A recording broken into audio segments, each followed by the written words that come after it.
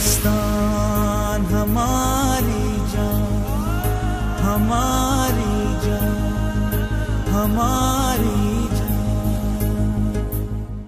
बिस्मिल्लाहिर्रहमानिर्रहीम, अस्सलाम वालेकुम। मैं अपनी बैटिंग की तरह ज़्यादा टाइम नहीं लूँगा आप लोगों का। थोड़ी सी बात करूँगा, लेकिन पते की बात करूँगा।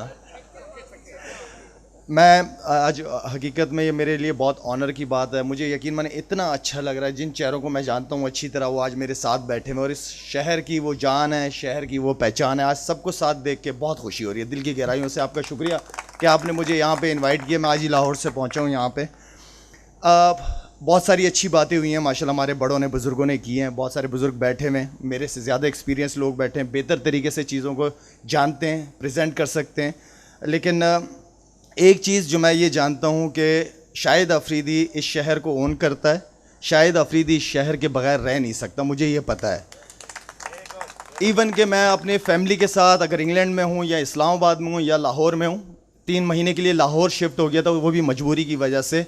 लेकिन मैं इस शहर के बगैर नहीं रह सकता, मुझे नहीं पता क्यों। और इस शहर के जो मसले मसाइल हमें नज़र आ रहे हैं चलते फिरते, वो कुछ ज़्यादा ही हो गए हैं, बहुत ज़्यादा हो गए हैं। क्यों? क्योंकि हमारे गोल्स अलग हो गए, हमारे मकसद दूसरी तरफ हो गए। हमारा मकसद अब कराची के लोग, ये मुल्क नहीं है। अब सिर्फ और सिर्फ हमारे जो, अब वो नहीं कहना चाह रहा मैं, लेकिन एटलीस्ट हमें सीधे ट्रैक पे आने की ज़रूरत है। ये वो कराची है जहाँ से पाकिस्तान चलता है। ये वो कराची है जिसे हम दुबई और पेरिस बनाने की बातें कर रहे हैं, और हम यहाँ पे बातें करते हैं, मीटिंगें करते हैं कि कचरा उठाना है इस शहर में से। क्या हम कचरे उठाने वाले लोग रह गए? इतनी तरक्की करने के बाद दुनिया कहाँ जा रही है, हम कहाँ जा रहे हैं, हम आपस में लड़ रहे हैं। टीवी चैनल उठा के देखो तो सियासतदान साहब बैठे हुए हैं। आजकल तो वाहिद हमारा मुल्क है कि टॉक शोज़ को भी कमर्शियल्स मिलते हैं, तो चेक करें हमारा लेवल। क्या हम टॉक शोज़ में जो बैठ के जो सियासतदान बैठे हुए होते हैं वो कह क्या रहे होते हैं, बताना क्या चाह रहे होते हैं कि मैं भी चोर हूँ तो तुम भी तो चोर हो, मैंने अगर डाका डाला है तुमने भी तो डाका डाला है। हम ये किस किस्म के मैसेजेस देते हैं अपनी आवाम को?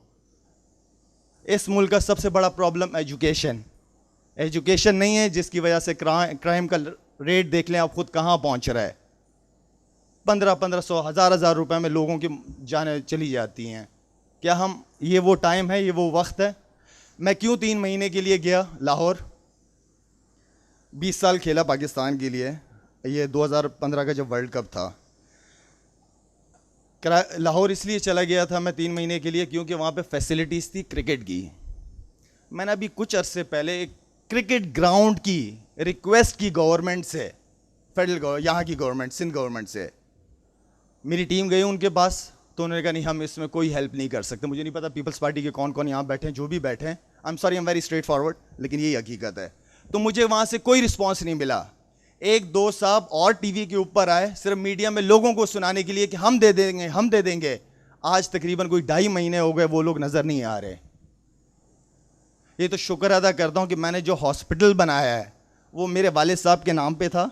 मेरे वालिद साहब के नाम पे ज़मीन थी, जिसकी वजह से मैंने वहाँ हॉस्पिटल बना दिया, वरना गवर्नमेंट मुझे उसके लिए भी हॉस्पिटल नहीं दे पाती।